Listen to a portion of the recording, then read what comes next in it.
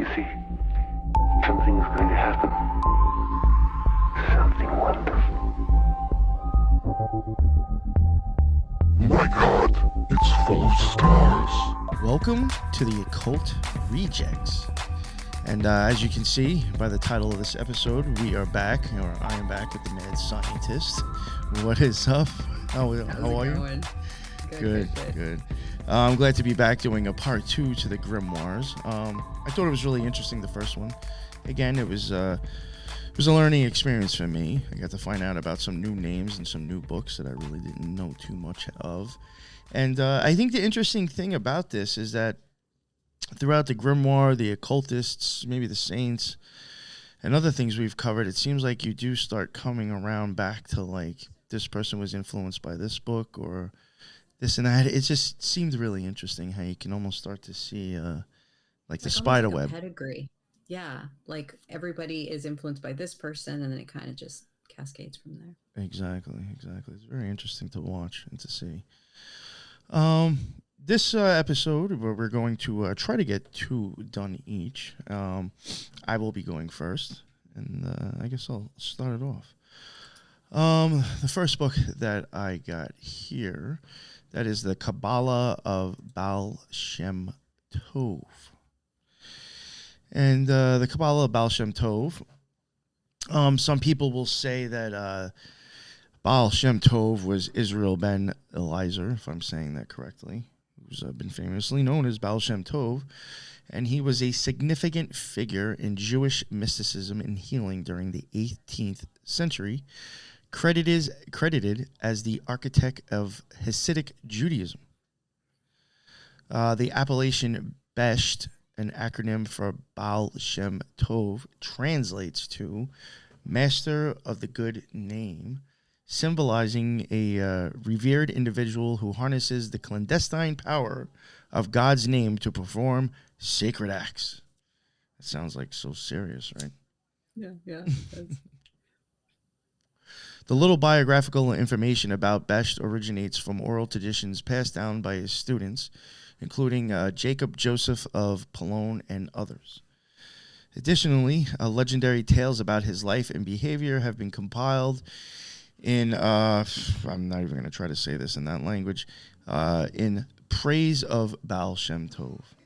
So, a central tenet in the Baal Shem Tov's teaching is the direct connection with the divine, which is infused in every human activity and every waking hour.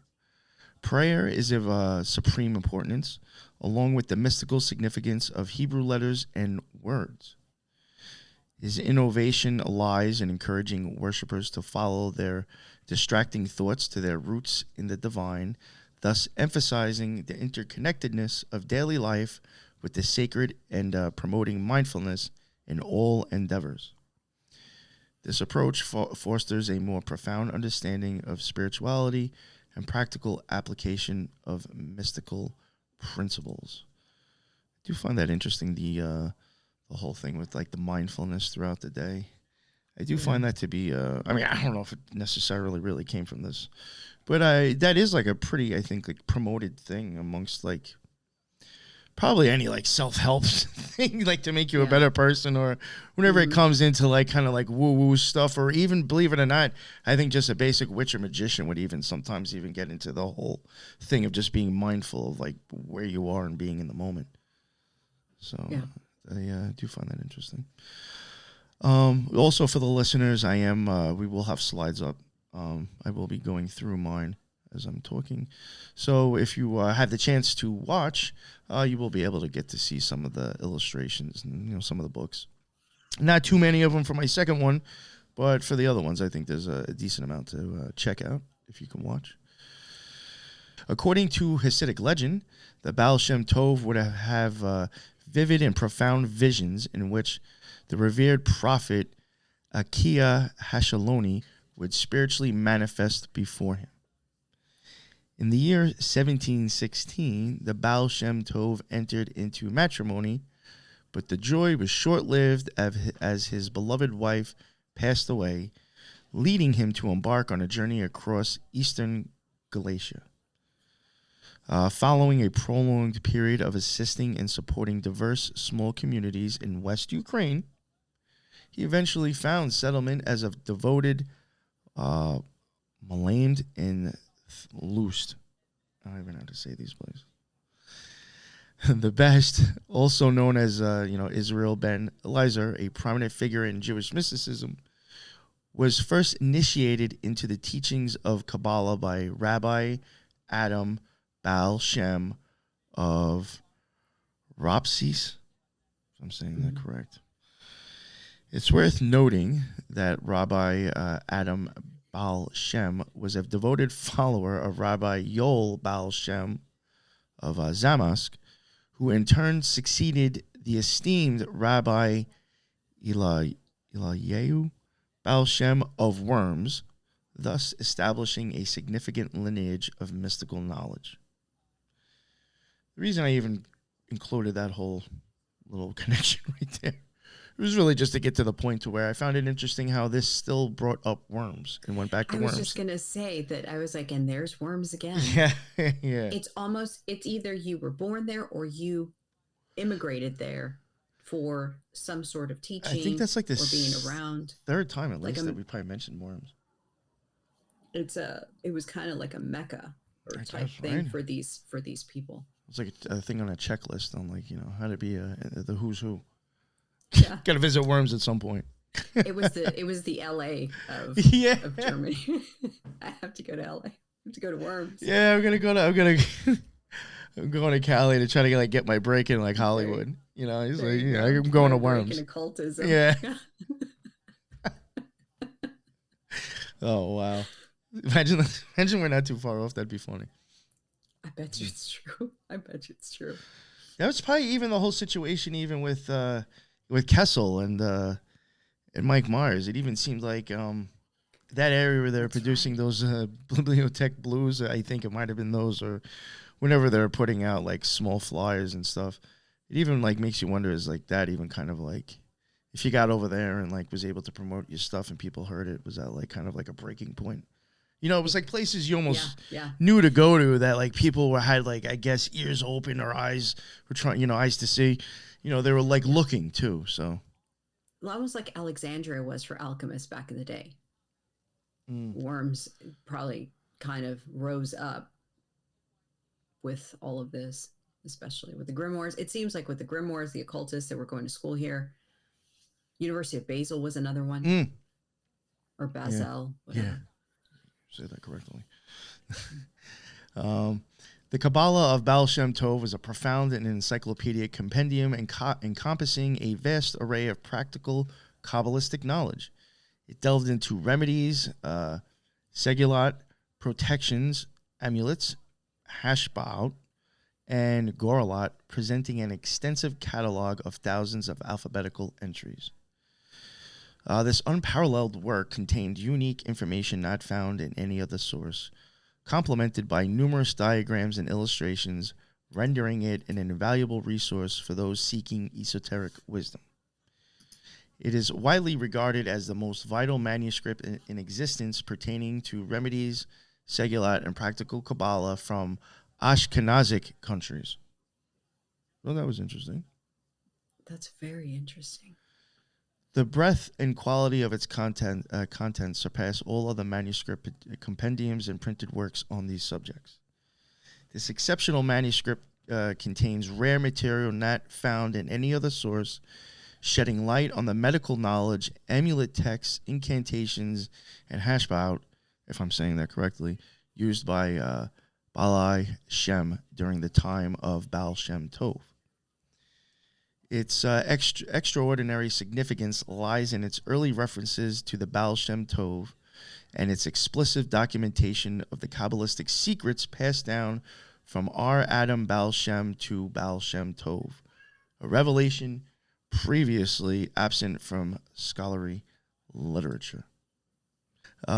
The main part of the manuscript, leaves 1 through 240, so basically page 1 through 240, was meticulously penned by a skilled scribe who assembled thousands of prescriptions and texts from diverse origins, organizing them alphabetically into chapters. The Ashkenazic script is adorned with numerous precisely executed and striking diagrams and illustrations. Subsequent editions were contributed by various scribes in different sections of the manuscript and within the remaining blank leaves. Later editions were also integrated into the bound manuscript. It is clear that the manuscript served numerous generations of folk healers and Baal Shem, being passed down for practical application. Encompassing an extensive array of subjects, the manuscripts includes texts of amulets, incantations for protection of the home, against thieves, fire and demons, as well for journeys, enemies, and more. Furthermore, it contains remedies for various illnesses, instructions for revealing concealed matters and future events, annulling sorcery and the evil eye, and much more. Notably, the manuscript provides rare, meticulous guidance on creation of a golem, something we've brought up before, accompanied by a cautionary note emphasizing its use only in cases of great necessity. Throughout the text, the writer frequently emphasizes the efficacy of the practices with the phrase tried and true. The manuscript is a treasure trove of rare and remarkable Kabbalistic illustrations, painstakingly crafted with intricate detail and unwavering accuracy. Within its pages, one can find expansive amulet depictions, some spanning entire pages, each more awe-inspiring than the last. Of particular note, is the captivating amulet found on page 185A, designed to ward off demons, featuring a striking human figure at its core. Another one that's worth a notable amulet, sprawling across a double spread, intended to safeguard women from malevolent spirits and fanciful thoughts. Amongst the array of illustrations are celestial symbols like the Stars of David, hands, menorah, and an assortment of enigmatic shapes. Moreover, the manuscripts hold within its pages an enchanting angelic script with the opening declaration, the alphabet of the divine presence. Not to be overlooked are the illustrations showcasing the celestial seals of the zodiac controlling angels, as well as the depicting formidable demons. And I will skip through a couple other pictures right here. You notice that some of these grimoires most of the grimoires protect against fire. Yeah. It seems like that's a common one. They didn't have any fire insurance. They had a grimoire. Yeah, right? They didn't have like flood insurance then either, I guess. Mm-hmm. Oh, one thing that I thought was worth mentioning before I wrap it up on my end, the sale of the book. I found here Lot 161, remarkable manuscript of rare importance and scope, Encyclopedia of Practical Kabbalah from the times of Baal Shem Tov. And its estimated value was $100,000 to $150,000, and somebody bought it for $120,000. Kedem Public insane. Auction House Limited, and that was May 2nd, 2023 in Jerusalem, Israel. So, very interesting. Here's like some more of the seals for people looking. I wasn't thinking, and like honestly, I don't even know if I had the option. This may have been a book where I could have actually gone through the whole thing, but I mentioned a page, and obviously I don't have the slide for that one describing like this 2-page layout for an amulet or whatever, but I do have some of the seals here that I believe these would be the seals. And then I guess we'll go on to you, and you're next. Okay. Thank you. That was really good. Thank you. So mine is going to be the Heptameron, and again, also with the pronunciation of these grimoires. The Heptameron des Ludwiki Zipporani. So, I'll tell you one thing. I think though following the grimoires is a lot easier than some of the other ones we've done recently with the pronunciation. I think so too. Because there isn't so many names included. Yeah. No. Agreed.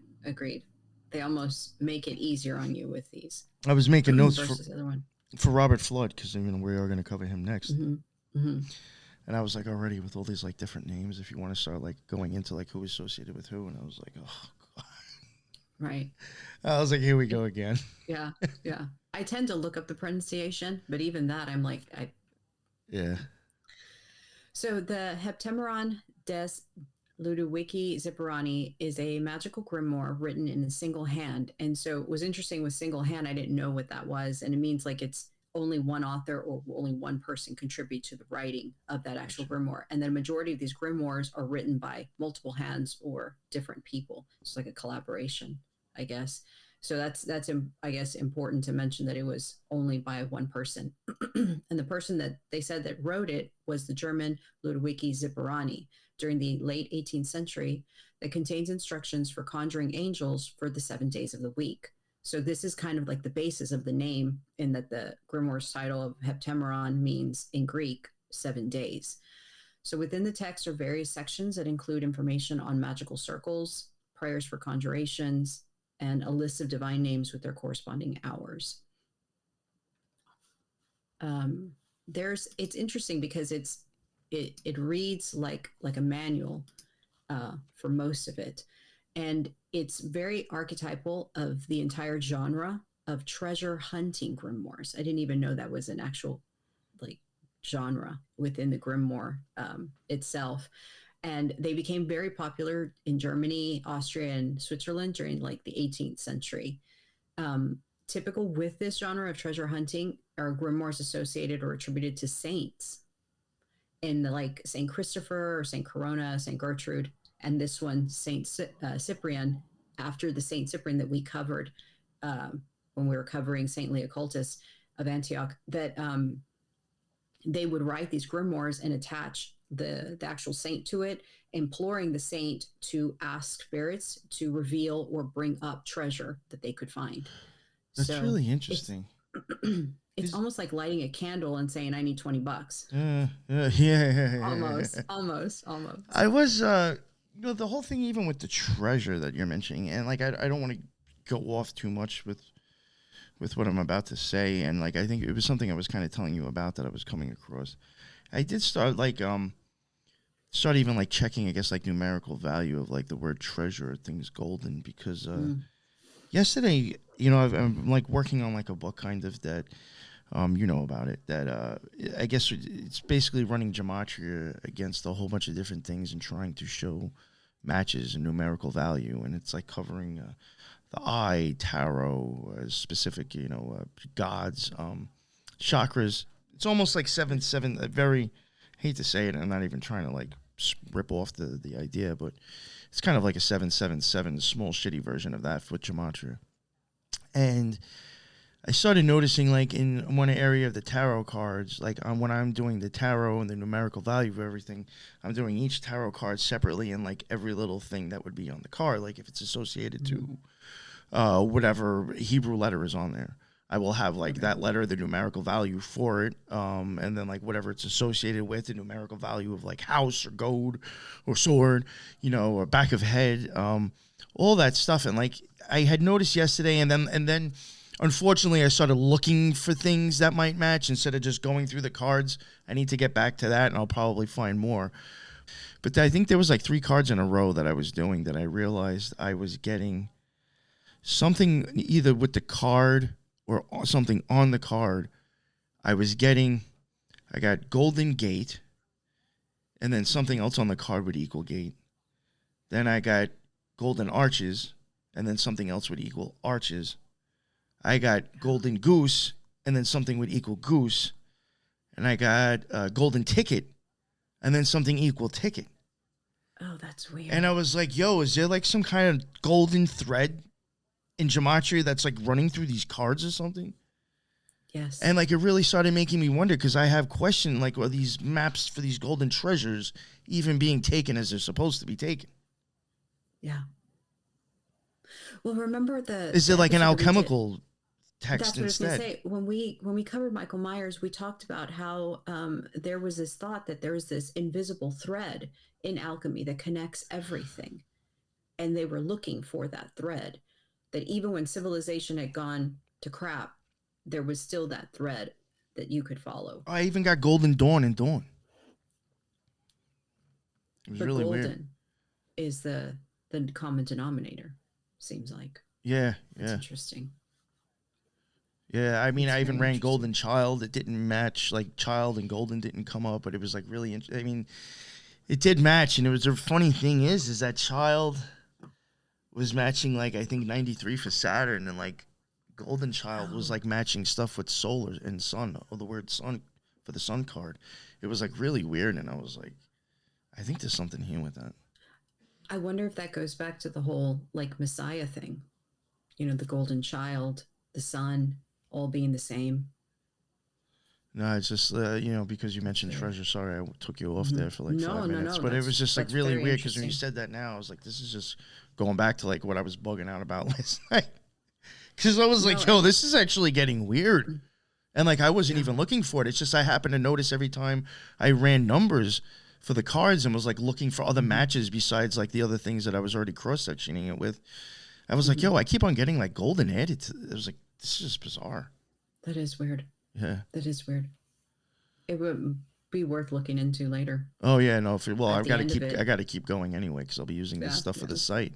Yeah, So like, I'm hoping I just gotta maybe keep my eyes open and it'll just come to me again. It was just really weird. That's interesting. That's a Yeah. very interesting find. But yeah, going back to the whole treasure thing, but these treasure grimoires, they were attached to saints. Going back to the whole saintly occultists, going back to, alchemical type genres. And so on this one, and I'll talk about it a little bit more on the next slide, you see like a circular pattern that like magical circles is what they called it. And then it had the names of like divine names to use or however.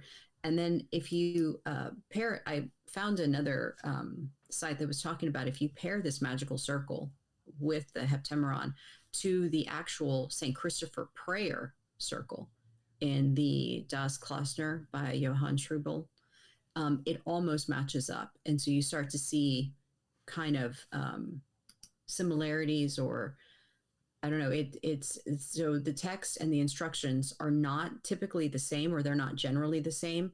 But the direction specified on the circulus of the Heptameron, and then if you correspond it to the one for the St. Christopher one that has prayers for the four evangelists, it kind of lines up.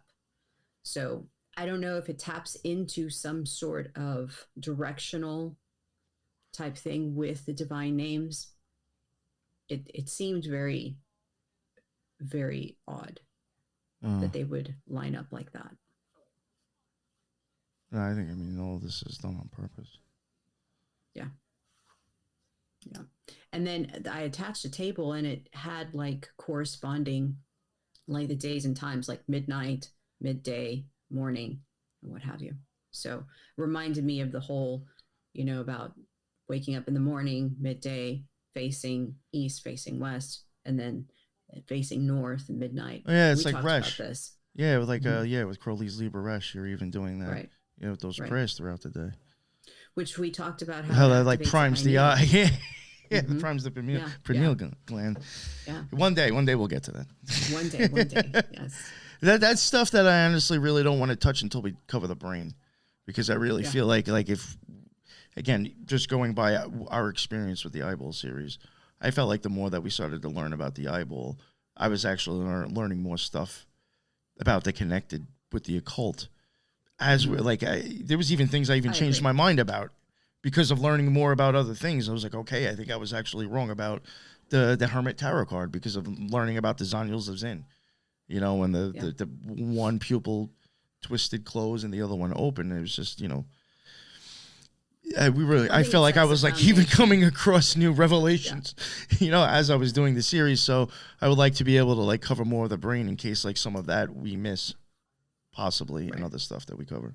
Well, I think it sets a foundation. It Yeah. kind of like a level playing field to start from. So what's interesting is that the treasure hunting or treasure seeking was considered illegal at this time. And it was like considered a capital crime, as a matter of fact, within the German Catholic states. So it made this grimoire and grimoires like this genre highly illegal or high risk. Because of this, it kind of created like a black market to acquire one. And so people who were interested in getting a said grimoire would go to great lengths, like paying a lot of money or making all these efforts to procure a copy of these types of manuscripts. So it's pretty interesting to see kind of what was going on in the background in the 18th century with all that. There was also another book called Heptameron, and it's of the same title, was written by Pietro. It has nothing to do with this grimoire or treasure hunting. So that was another thing when I was searching for it, it kept pulling this up and I was like, that's not the same thing.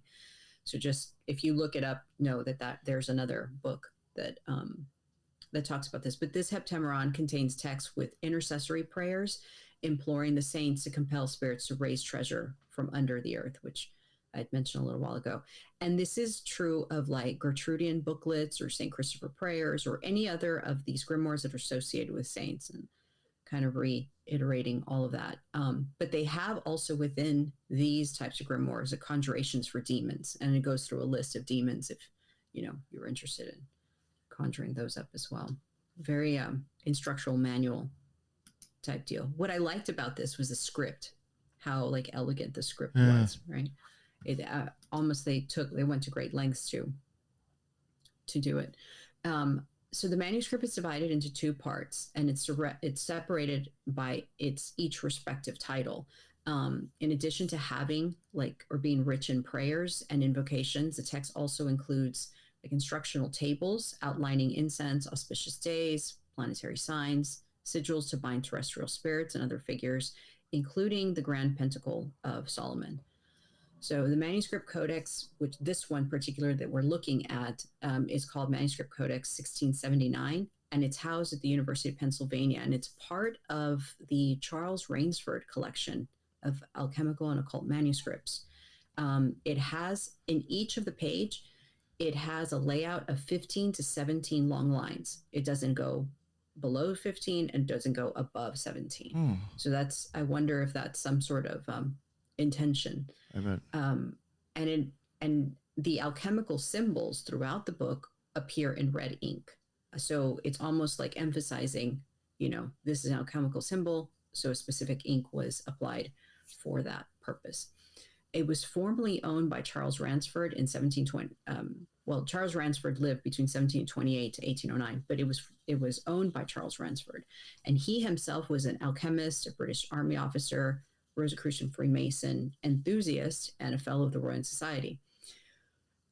It's interesting because the Ransford collected other manuscripts aside from this one and had a very large collection of different types of alchemical occult manuscripts. And he ended up bequeathing them to the Duke of Northumberland. And then I think it was the second Duke, and then it passed it down all the way down to the 12th Duke. So it stayed within the ranking of the Duke of Northumberland. And then it was auctioned off to Susby on July 15th, 2014. I tried to look up the price, couldn't find it. But it's interesting that it stayed within that, those people, and then they sold it. So. Yeah. I wonder how much it went for. I know. I'm pretty sure a lot. I'm still pissed. I don't know if I was really going to buy it because it was like, I wasn't looking to try to spend like $2,000 on a book. But like, I remember I came across some like book that I was telling you about. I think it was like 16. I have 1609 in my head. I could be completely wrong. But it was like a medical book from like 1609 that had like detailed stuff of like the skeletal system, the brain, and the eyes. And I was like, yo. That's amazing. I'm like, how is this possible going by the way we believe about the past and technology or science or understanding?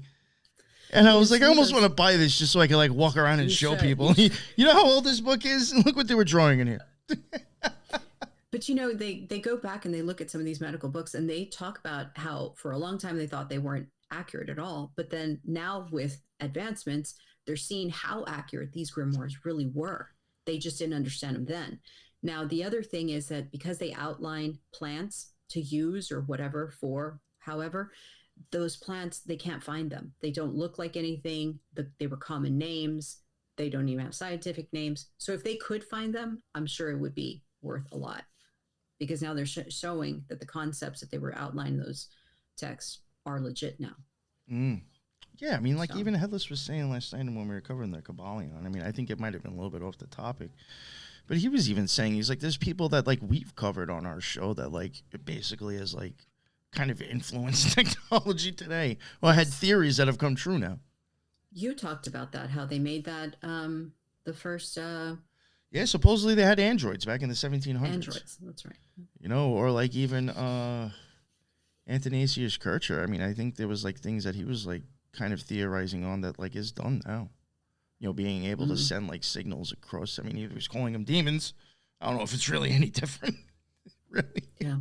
You know, me having this technology to go view someone somewhere else. I mean, maybe that is a little, Right. you know. Right. But yeah, or spirits. I think he was calling them spirits. Yeah. You know, I was but going to it's say, like I not too wonder far if it's off. just a way to talk about energy, Mhm. you know, because the vernacular that they were using back then is not the vernacular we use today. No. So, No, I definitely think our understanding of some of those words back then is wrong. I think they used them slightly different, and it's just taken on its own. It's like, you know, with a lot of stuff in occultism, you know, it's like instead of trying to spend the time to either explain to somebody like the depthness of something, or the person just not wanting to spend the time to learn it, we come up with like some kind of blanket term that really is almost a lie. agreed. 100% agree with you on that one. Yeah. This one's a little bit different. And bear with me, it's a little bit longer in notes than I thought I originally have. This one will take a little bit longer than my last one. But it is a little bit different. I think kind of like a little bit like how one of the ones were that we covered in the last one for you. This one's kind of like a grimoire, but it was more of like kind of like against witches in the occult. So, and like it's definitely interesting. So I wanted to include it, and I just thought it was a little bit different, you know. And it's called the if I'm saying this correctly, Malleus Maleficarum. I'm just gonna call it the MM for short. I love that. Yeah. Any excuse just to say MM anyway. No, that's Yes, why. That's why I exactly. really picked it. No, I would have had to go for the MMM then. Really. Yeah. Commonly known as the Hammer of Witches, stands as the most renowned treatise addressing witchcraft. Attributed to German Catholic figure Heinrich Kramer, also known as Henricus Institutor in Latin. It first emerged in the city of Speyer in 1486. Widely regarded as a very important compilation of demonological literature from the 15th century, this work reflects Kramer's attributions of his own desires onto women, presenting them as aligned with the stance of the church. The book faced censor from leading theologians of the Inquisition at the faculty of Cologne due to its advocacy of unethical and illegal practices and its departure from established Catholic doctrines of demonology. The MM, again, like I said before, also known as the Hammer of Witches, condemns sorcery as heresy, a huge crime during its era, and urges secular authorities to rigorously prosecute practitioners. The text advocates the use of torture to get confessions and asserts that death is the sole definitive method to eradicate the perceived malevolence of witchcraft. A little extreme in this book. Yeah. During its circulation, the prevailing punitive measure for heretics was death by burning at the stake, a fate the MM also deemed suitable for witches. Curiously, despite the church's disapproval, the MM gained substantial traction among the general populace for a period of time. Damn. Yeah. They're hardcore. In 1519, well, you know, according to some of the things that they will say about this book, if it's true, it is, you know, kind of interesting. So, some more surprises in here. In 1519, a new author, Jacob Springer, was unexpectedly added to the MM. This puzzling addition occurring 33 years after the book's initial printing and 24 years after Springer's passing. Has left historians contemplating the reasons behind it. Find it interesting, the 33 years. Yeah. Kramer, the primary author, penned his pivotal work after being banished from Innsbruck by the local bishop due to allegations of misconduct. The tribunal was halted due to Kramer's fixation on the sexual conduct of the accused Helena Schuberum, diverging from the papal bull's original intent, which focused on heresy rather than sexual impropriety. The book was later revived by royal courts during the Renaissance and contributed to the increasingly brutal prosecution of witchcraft during the 16th and 17th centuries. During that time, there was a lot of that going on. Yeah. Witchcraft had been forbidden by the church, a stance that was made in the Canon Episcopi, written around 900 AD. This document asserted that witchcraft and magic were mere delusions and that those who held beliefs in such matters had been seduced by the devil in dreams and visions. Despite this, supernatural intervention was considered plausible during this era, as evidenced by the use of ordeals, which were later incorporated into proceedings of witch trials. It is an established belief with doctrine that demons can be expelled through the use of specific sacramental exorcisms.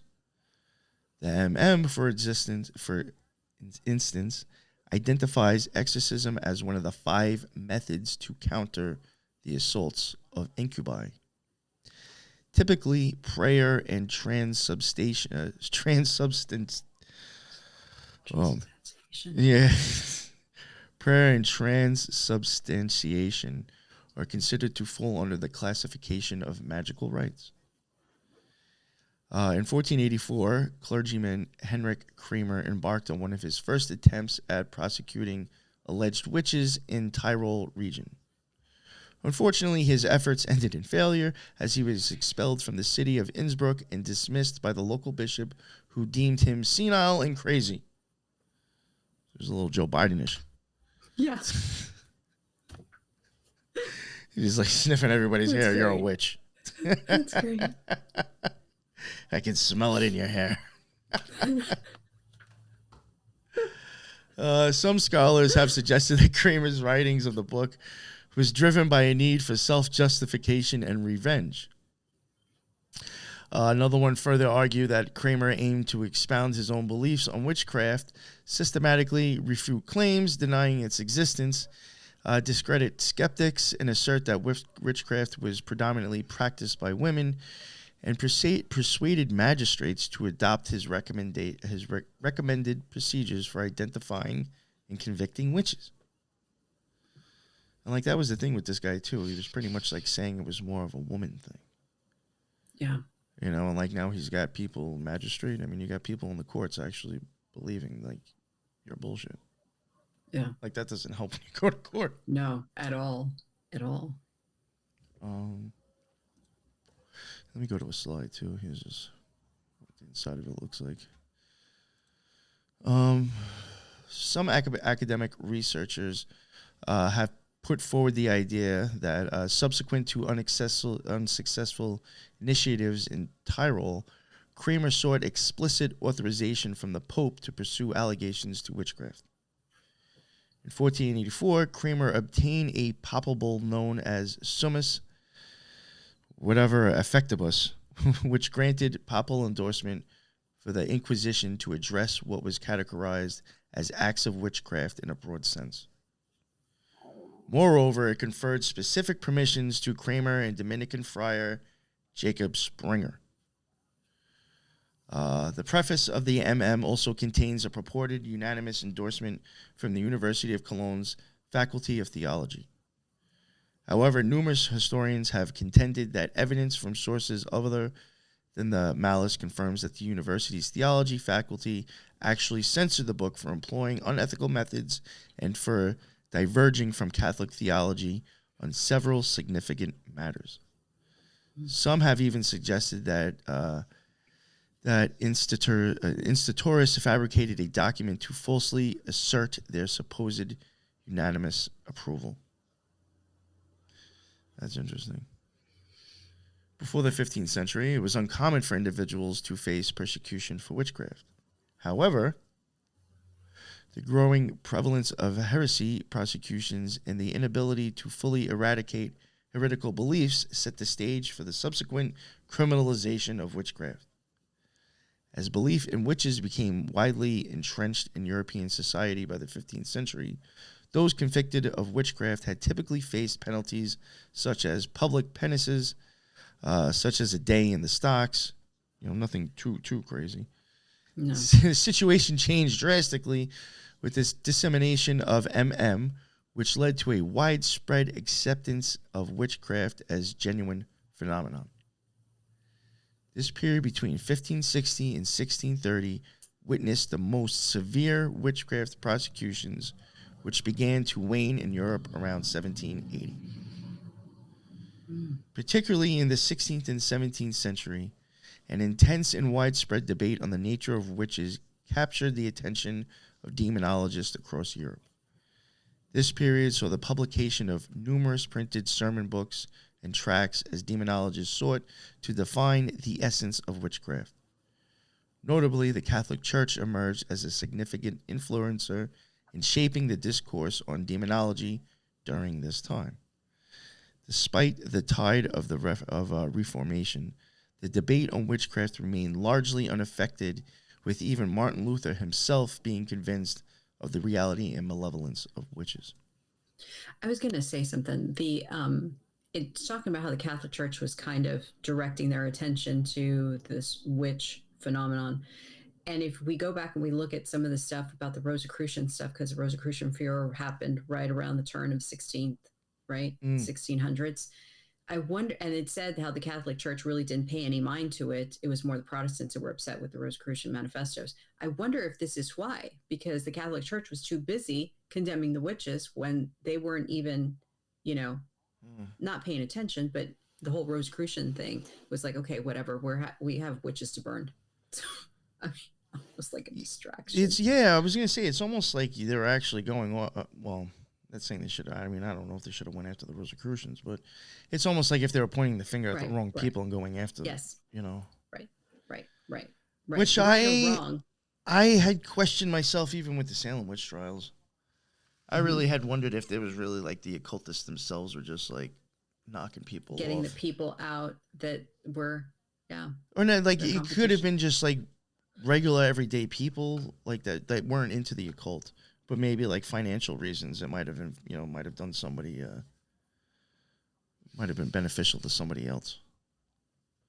I just do think that there was like our idea of the Salem witch trials may not be historically accurate.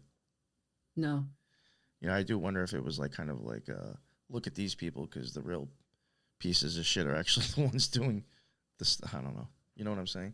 Yeah. No. It was a form of disinformation, distraction back then. So a little bit of like what's in the book. The consists of the following parts: justification, introduction, Latin apologia, the Papal Bull, appropriation by professors of theology at University of Cologne, the table of contents, and then the main text in 3 sections. The justification in this part is briefly explained that prevalence of sorcery, which is a method of Satan's final assault, motivated authors to write the The Papal Bull, copies of the include a reproduction of a papal bull known as Summus Desiderantis Effectibus that is addressed to Heinrich Instatoris and Jacob Springer. In this document, Pope Innocent VIII acknowledges the reality and harmful impact of sorceresses through their involvement in the acts of Satan. According to the date on the document, the Papal Bull had been issued in 1484, 2 years before the was finished.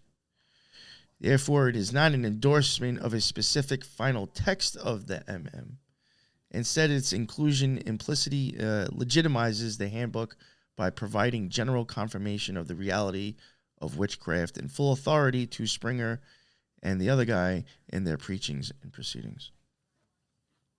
So, I mean, I guess that's kind of like a good way to look at it. Like, I maybe some people would not have actually picked up on that. Like, it's just like kind of like they're basically saying, yeah, maybe this is an issue, but it's not saying that technically this book is actually the answer to it, is it? Right. That is pretty interesting. And it's like, it's funny how people can play games like that.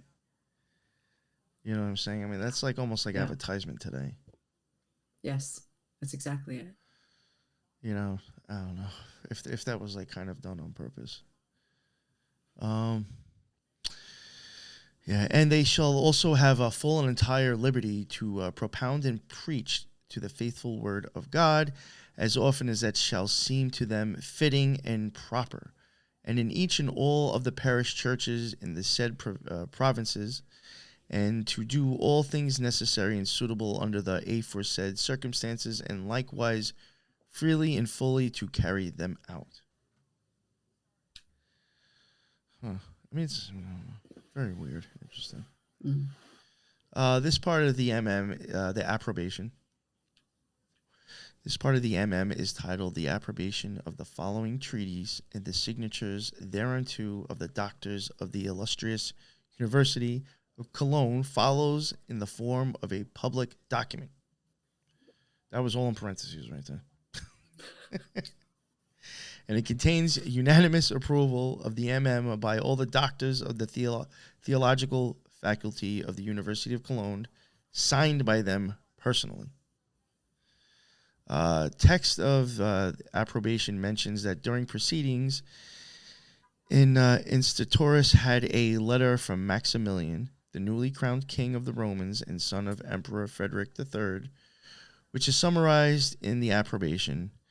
Maximilian takes these inquisitors under his complete protection, ordering and commanding each and every subject of the Roman Empire to render all favor and assistance to these inquisitors, and otherwise to act in the manner that is more fully contained and included in the letter. Oh. We're getting, I guess, endorsed. Yes. They definitely approved of that message. The main text, the a notorious medieval text, sets forth the belief that witchcraft requires three essential components: the malevolent intent of the witch, the assistance of the devil, and the acquiescence of God. This influential treatise is structured into three distinct sections, with the initial part targeting clergy members and endeavoring to counter arguments from skeptics who cast doubt on the existence of witchcraft, thus impeding its prosecution. The second section provides a detailed explanation of the various manifestations of witchcraft and presents potential remedies. In the third section, the aim is to support judges in addressing and countering witchcraft, as well as to relieve inquisitors of some of their responsibilities. Throughout all three sections, the dominant themes revolve around defining witchcraft and identifying those who practice it. Section 1 delves into the theoretical examination of witchcraft, exploring it from the perspectives of natural philosophy and theology. It seeks to determine the reality or mere illusion of witchcraft, pondering if it is the deceptive apparition of the devil or the product of frenzied human imagination. Ultimately, it asserts the authenticity of witchcraft by reasoning that its existence is intertwined with the very real presence of the devil. This is illuminated by the notion that witches forged a pact with Satan, granting them the ability to orchestrate malevolent sorcery, thereby cementing the profound connection between witches and the devil. Section 2. The text delves into the discussion of matters of practice and actual cases, shedding light on the powers of witches and their recruitment strategies. It says that it is predominantly witches rather than the devil who undertake recruitment activities, often by engineering misfortunes in the lives of upstanding matrons that lead them to seek the aid of a witch. I mean, in my opinion, that's very much the way it is today. But. Yeah. Additionally, it explores the introduction of young maidens to seductive young devils. Furthermore, it provides insights into the casting of spells by witches and outlines remedies that can be implemented to thwart witchcraft or aid those who have fallen victim to it. Section 3 of the MM serves as the legal segment, outlining the procedure for prosecuting individuals suspected of witchcraft. Specifically designed to guide lay magistrates through the process, this section meticulously details the steps involved in conducting a witch trial. It addresses the initiation of the proceedings, the collection of accusations, the interrogation of witnesses, often involving torture, and the formal charging of the accused. Notably, the text includes the stark assertion that women who do not exhibit distress during their trials were immediately deemed guilty of witchcraft. Oh my God.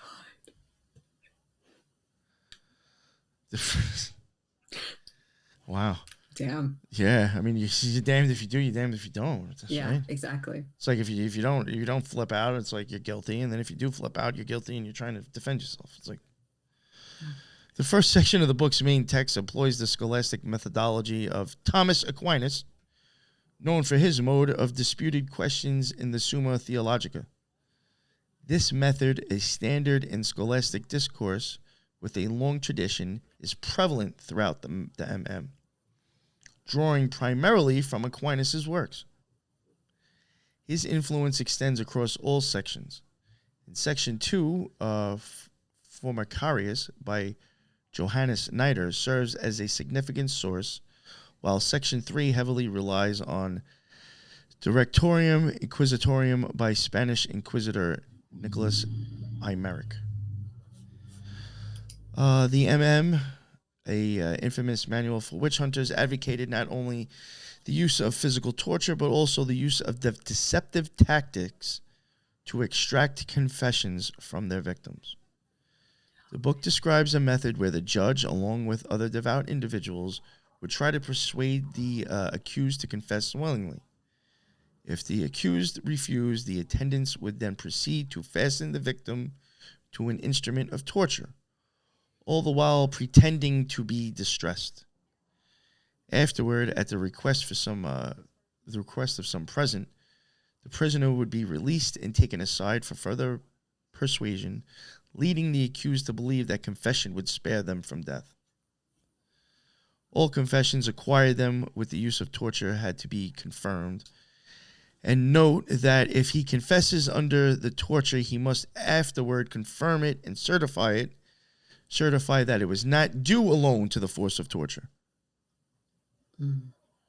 So even after they tortured you to get you to come out and say you're a witch just so they'd stop, you can't say it was because of the torture.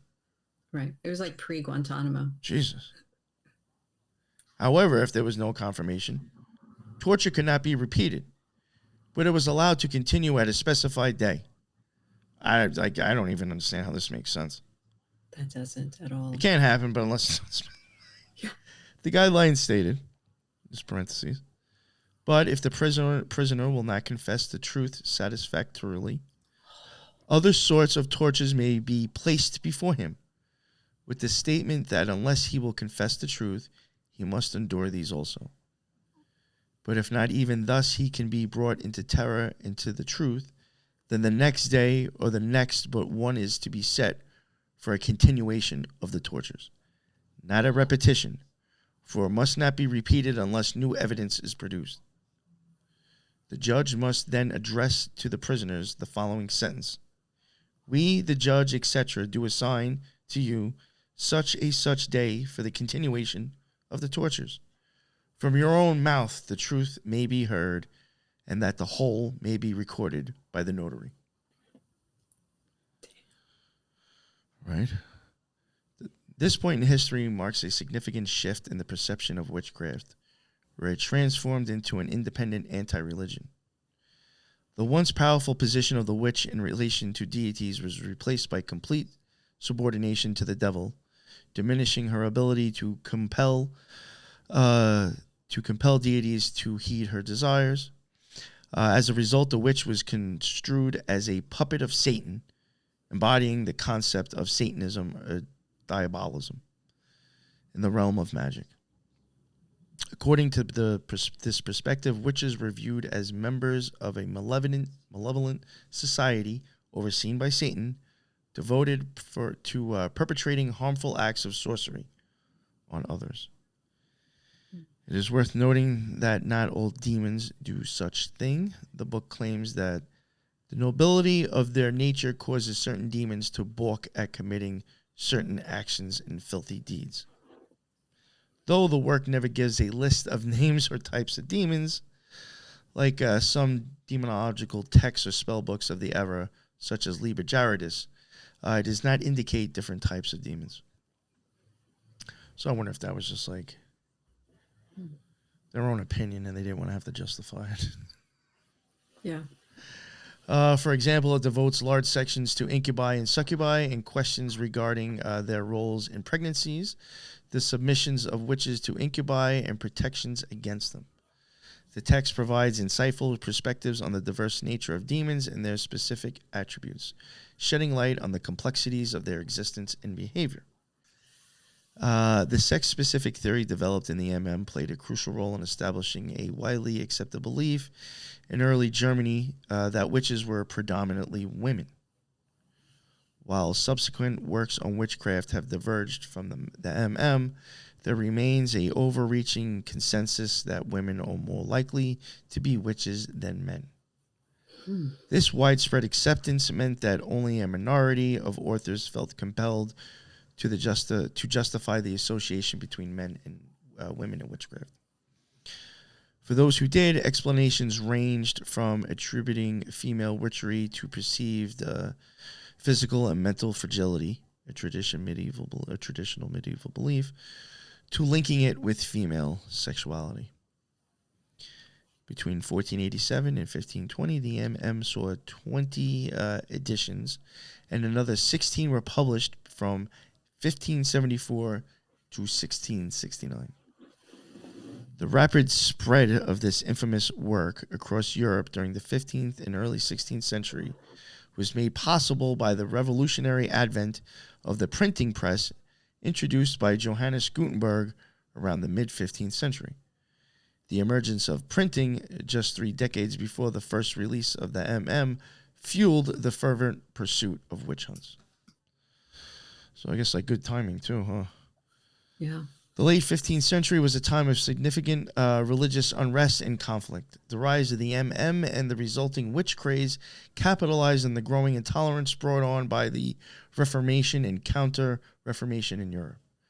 As the Protestant and Catholic factions fiercely vied to uphold their respective interpretations of faith, a climate of zealotry and contention enveloped the continent.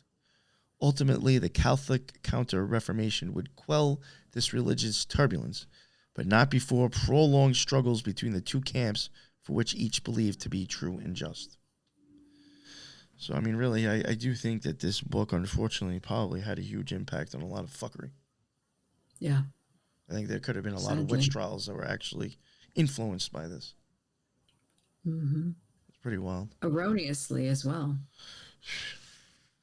Yeah, I mean, like, the whole thing even, I mean, it really, really, I still think definitely speaks for today.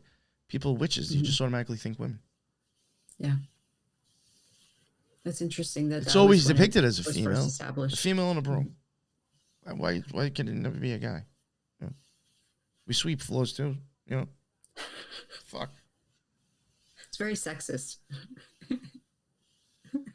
I mean, all right, maybe we won't wear skirts when we do it. I guess it won't look as cool, but I mean, come on. Yeah. It reminds me of there was a belief in South America that they wouldn't teach women about curanderos or like shamanism because they believed that it was too easy for women to it came too easy for women. Some of the beliefs and the practices. Oh, I think it reminds me of that type of concept. Very sexual, very biased, sexually biased. Mm-hmm. Yeah, I know what you're getting at. All right, so here, I think I do have a couple more slides. Sorry, I forgot to change them as I was going. There's a couple of just other pictures up on the screen. This picture is up here right now. I'm almost positive this is like a reproduction, but it's pretty close to what it looked like. Cool. It was actually one of the reasons why I took this is because it's very close. I mean, it's pretty much, I think, like photocopy. But the quality of the picture was better. So, you know, when I put it onto the slide, it actually looked okay. So I was like, all right, I'll just use this one instead. And this picture on the right is the actual book. Yeah. And then you're next. Last one. Last one. Okay. I like that. I like that little history of the which. Yeah, I just thought it was interesting how, like, one, I mean, it's considered a grimoire, but really I feel like it's kind of like almost a complete opposite of what most of them would be like. And two, I do suspect that book may have been pretty influential in a lot of, like I said, stuff that's gone on in the past. I would agree. And again, I have to question even the authenticity of those accusations. Yeah. Like, again, like I do question, like with the Salem witch trials, especially looking at some of like the families that were against each other eventually started marrying into each other after the fact. It's almost like, you know, like people's land started getting taken over. Yeah. You know, it was just like, you know, was this a smash and grab? Yeah. You know, I think that's what it was. Instead of running into Target, they just took their neighbor's property. Yeah. And she's a witch. Yeah. So get rid of her. Yeah. Oh, wow. Okay. So I am going to do the Archidoxis of Magic. And it is a 16th century Paracelsian grimoire that first appeared in 1591 as part of a collection of work by Paracelsus, Zander, Thiel, der Burcher, und Schriffen. I think I said that okay. By the editor Johannes Huser of Basel. It was found in the 10th and final volume, and the Archidoxis discusses magical sigils for its use on talismans and amulets. It is said that Johannes, and I'll explain it later on in as we go along on this grimoire, that he expressed reluctance that the full text of the Archidoxis to be genuine. Now, the first volumes 1 through 10 were genuinely Paracelsus, but they don't know if the last one was, but he included it anyway because it was written at around the same time and in the same area that these other texts were written. So they kind of refer to it as a pseudo Paracelsian grimoire.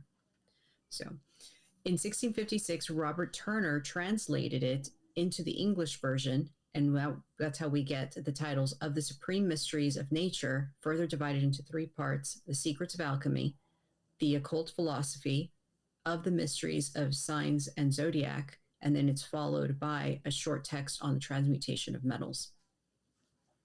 This grimoire is the basis, or they claim that it is the basis for the mid-17th century Lesser Key of Solomon grimoire.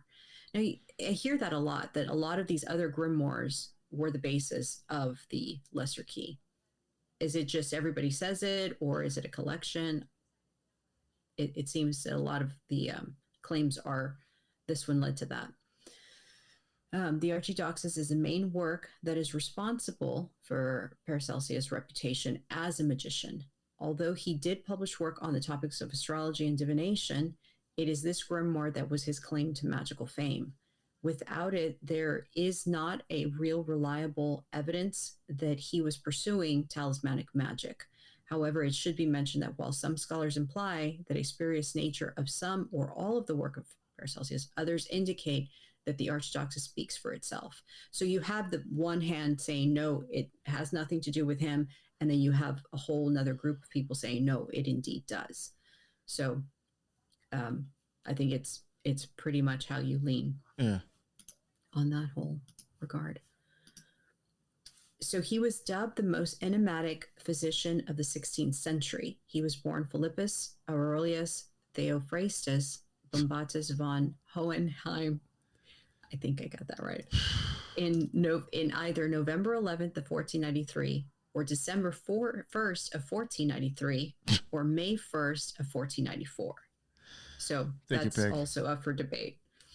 and he was born in Switzerland, supposedly Egg, Switzerland. He came to be known and published under the name Paracelsus, which means greater than Celsius, and was also a reference to the first century Roman encyclopedias Celsus, after his time working in Basel, which was full of controversy, and I'll get to that in a bit. It's pretty interesting. The Swiss German had a long list of occupations. He was a physician, a botanist, alchemist, astrologer, occultist, and this was all during the Renaissance.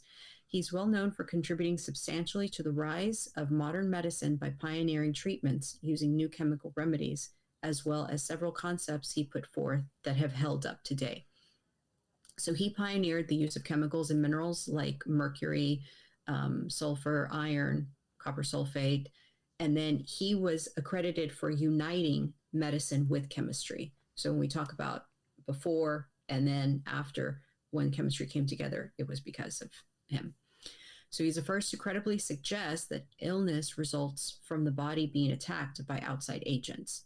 Before, it used to be that the was Hippocratic humors, that they were imbalanced. You know, the black bile, the yellow bile, the sanguis or whatever, that when those become unbalanced, that's why you get sick. I think if you were to really look at it theoretically, I think it could be both. But Paracelsus was the first one to say, no, it's an outside agent, like a bacteria, that causes illness. So during his teaching tenure in Basel, Paracelsus gained the reputation for being a nonconformist. In one instance, he threw a copy of the standard medical textbook of the time into a bonfire and was quoted as saying, "I have thrown the Summa of books in the fire of St. John so that all the misery would rise up in the air together with the smoke." Later, colleagues would then go on to comment that his antagonistic attitude and this event was met with hostility from the faculty members and led to his oustment and banishment from the city of Basel, decreeing that led him to adopt the name Paracelsus because it was a self-superimposition over Celsus, indicating his intention to go above or beyond the work of Celsus. Unfortunately, his subsequent, so then he leaves, right? So he goes and he travels all around Europe and he's looking for someone to publish his work. And he never ends up finding anyone to publish like his enormous work. So on the far right side is supposedly the oldest surviving portrait of him, aged 47. I thought that was interesting. Yeah, when I was looking at the notes here, I was like, 47. Today, however, it is most famously remembered for his contributions to alchemy, and magical theories he proposed, which stood in contrast to those of Cornelius Agrippa and Nicholas Flamel. The life of Paracelsus was one of endless writing, with his complete works summing up to approximately 30 large volumes, not including the numerous lost writings. Only a few of his work went on to press when he was alive, which is kind of sad. Some, such as those on astrological prognostications, description on the spa of Pfaffers. I guess this is like the natural waters or the natural spas. A few books on syphilis. They even had syphilis back then. And his most comprehensive work on the gross Wunderrazeni, which is a great surgery. I said that wrong. The remaining works were banned from publication and press. So, and this is University of Basel today. The first on the slide, the actual image in the center is like a title of the title part of that actual Magica book. And it's like handwritten, whereas now it's all printed. So a little bit of controversy with this guy. It's been suggested that this is the work of Jacques Gohoroy, who is also said to be the composer of Liber Quatris, which is, I guess, attributed to Agrippa a little bit, and the Arbitel of Magic. I don't know. I thought I'd insert that in there because you know how some people will say this or that. I thought it would be important to put that out there in the event that it ever comes back up later on other things that we cover. Yeah. In Robert Turner's 1656 English translation, the seals for each sign of the zodiac were repurposed in the 17th century Ars Paulina of the Lemgetten. Oh yeah. That's close enough. Yeah. Okay. One of the modern German editors also left out several of the seals, indicating that the nature and impact of the seals were omitted for the sake of brevity, sake of time, going on to state that they offered nothing new, which I thought was kind of callous, that you see these seals and you're like, no. Let's, make it shorter. We're going to leave out the seals themselves. Other versions and or editions contain differences in formulas to those found in the original text. Schneider in 1982 compared the text to all extant manuscripts plus the printed versions against the text that was discovered early on. And his conclusion was that Paracelsian's authorship seems less unlikely than previously thought. And the original manuscript does date to the time of Paracelsus, which is 1541. And the first 4 books were most likely to be based on the writings of Paracelsus, which I guess they're saying that, so like the volume, like I had mentioned earlier, the volumes between 1 and 10 are due to him, and that the latter appendix 1 may not be. So this is back and forth of yes or no. So what's inside of the Archidoxis Magica is an sympathetical and antithetical cure of wounds and diseases, and the mysteries of the 12 signs of the zodiac. This medieval grimoire is said to contain complete sets of the zodiacal lames. I found the word lames. I don't know if they meant lames or names, but it seems to be repeated. And that's another thing. When you look up some of this stuff on the grimoires, it's like the exact same text repeated over and over on different sites. So you don't really have a whole lot of variation in the research for these grimoires. The medieval grimoire is said, so characters and planetary sigils with how to make and consecrate them, a detail that have been omitted by later writers and authors. So not only did they omit some of the sigils, but they go on to omit some of the instructions as well. The Archidoxis illustrates, so this specific part of the grimoire illustrates how Paracelsus was more concerned with the practical application of magic, more specifically with the healing component of it, versus the fantastical, often most entertained by other theorists. So interestingly, the text contains the healing properties of most of the zodiac talismans. However, those of Gemini and Sagittarius seals are not included. I don't even think in the regular one either. Wow. I don't know why. The section of alchemy within the text is said to include one of the most complete descriptions of the entire Hermetic canon, with each stop on the path to the tincture, as well as details of planetary spirits and conjunction of male and female principles. Also included are the techniques for the exorcism of evil entities, conjuration, and counter defense to witchcraft. Going back to yours. Yeah. And I wonder what's up with those seals missing. Right? I'd be very interested to know why of those. It wouldn't be until 20 years after his death in the 1560s that a rise in interest in his teachings would emerge, which resulted in numerous editions printed. While the autographs of Paracelsus' writings were lost, Johannes Hauser had begun collecting copies of these works early on.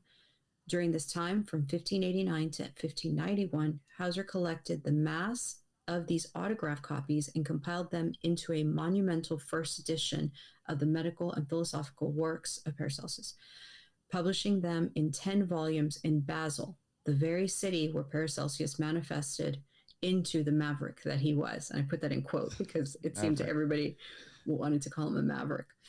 He was Top Gunning it back then. Yeah. As put by a website discussing the grimoire. The Hauser edition has remained the standard and following in a systematic subdivision of his works. So it goes through the list of volumes, like the first volume is Natural Philosophy, Alchemy, and Pharmaceuticals. And then goes on to description of diseases, theory of medicine, surgery. Surgery was apparently a really big one that was used a lot. Description of spas, divination, prophecy, natural magic, and it goes on and on and on until you get to the Basel lectures and then the spurious writings. So these spurious writings, I wrote down a quote on here because I thought it was interesting to mention. It shall not go unnoticed that some have doubted whether these books are the Archidoxis Magica are Theophrastus. However, as they are not uncharacteristic of the material treated by Theophrastus, and because they are accepted and recognized by many as his books, may they be admitted among the other books for the time being until greater certainty emerges concerning the author. So the actual editor, this is what he put at the beginning of it and says, I don't know, but it sounds like him. It was written at the time of him, and it was written in the area where he was. So if it is determined later that it's not, he was, I guess, basically exempting himself from it. Mm. So these treaties predominantly concerned with transmutational alchemy and magic. They were mostly written in the 16th century and largely responsible for solidifying the reputation that Paracelsus had for achieving Azoth during his life. And I think I mentioned to you something about Azoth that I'm going to talk about a little bit here. It is believed that this edition inspired the Turner edition of the Supreme Mysteries of Nature and the Lesser Key of Solomon, contributing to the prevalence of sigils, amulets, talismans, and at the height of the Rosicrucian furor. So these copies of the grimoire itself, you can see the sigils or the actual seals. I'm sorry, not sigils, seals, and it has the sigils inside of them, and they correspond to the actual zodiac itself, and they were associated with healing. So you would make them as it was indicated in the grimoire for the purpose of healing or curative or preventing things. So even looks like there was a page ripped out in that one. Yeah. Yeah. Maybe that's where Gemini and Sagittarius went. Yeah, right. So the Azoth, I thought that was pretty interesting to mention because it says that he achieved Azoth in his life. And so Azoth is referred to as the universal solvent and the universal cure. And so if he accomplished that and he was looking at these seals for healing, you almost wonder if, he was trying to get to the actual ultimate of healing, or the actual universal cure for all of medicines or all of healing.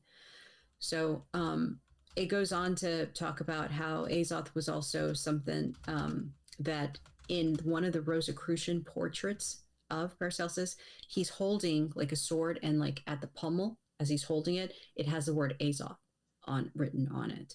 So it had to have been something important for them to have written something like that on there. So, but that's pretty much all I have for that. There's even a Azoth company that makes robes. Really? Yeah, Azoth Art, I think it's called. Yeah, they make robes and shit. A lot of people buy people like in the Golden Dawn or the OTO, maybe even Witch Covens. A lot of people buy from them. I wrote something down about Crowley that with the Azoth thing that I was going to mention, but I didn't know if it disrupted. Go for it. Let me read that. Yeah, I was looking at the notes and I was like, all right, I guess we're wrapping it up there. I was like, screw that. No, so because I looked up Azoth, I had never heard of it, and it seemed like a very interesting word, and so I looked into it a little bit, and so it had a blip about Crowley, and it said that Crowley said that it represents the unity of beginning and end by connecting the first and last letters of ancient alphabets. So the A was the Aleph, which is the first character of the Phoenician alphabet, Zeta, the final character in the Latin alphabet, the O or Omega, the final character in the Greek alphabet, and the Tav or the TH, pronounced Tau, was the final character of Hebrew alphabet. How do you pronounce it? I think Tau. Tau. So the permeation and totality of the beginning and the end symbolizes supreme wholeness and the universal synthesis of opposites as a cancellation or the solvent, or the cohesion, which would be the medicine. So therefore, it's believed to be similar to the philosophical absolute of Hegel's dialectic. Crowley referenced Azoth in his works as the fluid. So I wonder if you were to look at some of Crowley's stuff and he mentions the fluid, he's probably referencing Azoth. Yeah. That's interesting. I do and like now that this you whole said breakdown. that Rose, the whole thing, that's interesting that you said that. Yeah, I do like that whole thing with the Azoth. That is pretty interesting, especially like that way you just explained it. How Crowley said it represents the unity of beginning and the end. Mm-hmm. Yeah, I mean, that even like. Well, and how he combined all the alphabets in that one word. Just imagine if there's other words out there like that being used. Exactly. We just have no idea. I wouldn't even be catching on to that shit. No. That's pretty wild. Yeah. That was but they great. also refer to it as philosopher's stone as well. Yes, so. That I have heard. Mm-hmm. Yeah. All right. That was great. Thank you very much. I appreciate that. And that was like perfect timing too. I wanted to try to keep this to about an hour and a half. So it worked out great. I actually really thought, I mean, I know the one that I covered, the second one was a little lengthy, but I thought it was That's actually good information. I thought it was going to go on a lot longer than I thought. I figured it was going to be like 45 minutes, and I was going to be like, "Oh, why did I do this to myself?" I don't even think I wrote anything down to edit, so pretty good. That was good. Yeah, can't complain. Do you want to let everybody know where they can find you if they ever want to contact you or anything too? Sure. I forgot to do that in the beginning. On Twitter, Solis Lisa is probably the best place to contact me. Instagram is Lisa Solis, but I'm usually always on Twitter. Yes. And was there something else? Oh, I did want to mention, because I think we did mention Robert Flood. Did I mention that? Yes. Yeah, that we're covering that. At the beginning of the original. Mm-hmm. Yeah, I want to do, we'll be covering that. And then I think after that, just to take a break from this type of stuff. And because I've actually have had notes on this for probably over a year since the Lux days. That's even longer. On Occult that I've been wanting to cover. I think the interesting thing with that is that, in my opinion, I will be able to show that I do think the Astrum Argentum is actually behind it.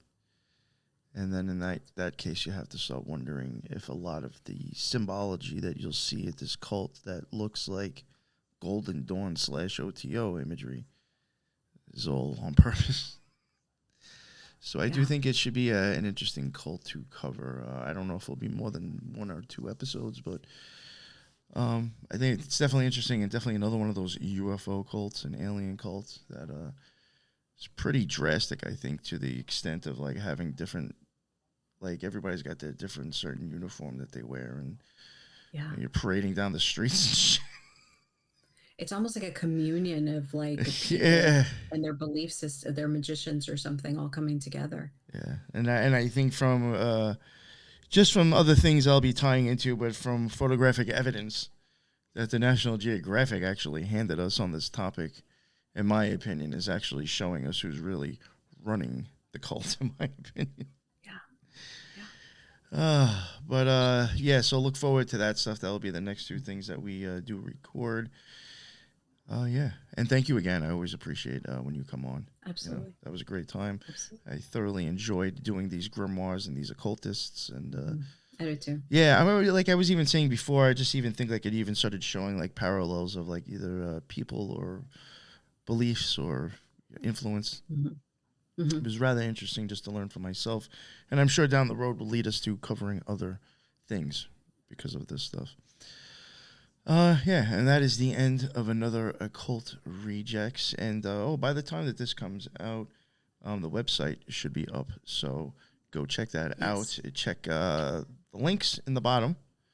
And, the occultresearchinstitute.org should be up and running. So check that out. There should be tons of stuff in there that's interesting. And pictures of these grimoires are going to be on there, too. Yeah. So, I will even say there is some things, like even with occultists and the grimoires, even the ones that we've covered already, they're actually already added to the site. But I'm going to be totally honest, there might be like 2 or 3 paragraphs more of extra stuff. Yes. That was actually on the site because I just did not want to drag out the show. Mm-hmm. So like even stuff that I might have pre-edited out for the show, I kept on the site. So there might even be a few extra things on there. So if you don't mind reading, you might learn some extra stuff that wasn't on the show. So that's an incentive to get people to read more. There you go. Yeah. All right, and that's the end of another Occult Rejects. And until the next one, everybody be well. Later.